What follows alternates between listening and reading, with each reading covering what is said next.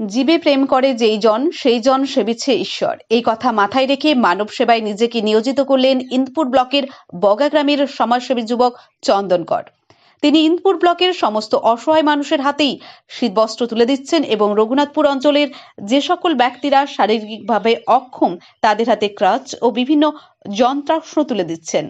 এছাড়াও তিনি রঘুনাথপুর অঞ্চলের দুস্থ পরিবারের শিশুদের অসুস্থ হলে তাদের চিকিৎসার জন্য আর্থিক সহযোগিতা করছেন। এ বিষয়ে বাঁকুড়া এক্সপ্রেস টিভির মুখোমুখি হয়ে চন্দন কর আরো বিস্তারিত জানালেন।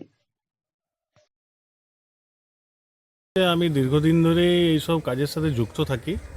আর বিষয়টা হচ্ছে যে আমি নিজের প্রচেষ্টায় আমার রঘুনাথপুর ইন্দপুর ব্লকের রঘুনাথপুর অঞ্চলের মানুষদের জন্য এই পুরো শীতব্যাপী কম্বল দেওয়া হবে।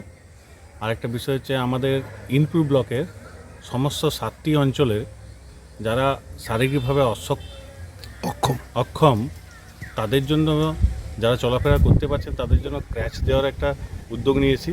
আরেকটা বিষয় হচ্ছে যে আমার রঘুনাথপুর অঞ্চলের যেসব দুস্থ পরিবারের শিশুরা যাদের আর্থিক সামর্থ্য নেই, সেরকম শিশুদের মেডিকেল প্রোভাইড যেটা ওষুধ, সেগুলো আমরা ব্যক্তিগতভাবে দেওয়ার চেষ্টা করছি, তাতে মানুষের সাড়া ভালো পাচ্ছি।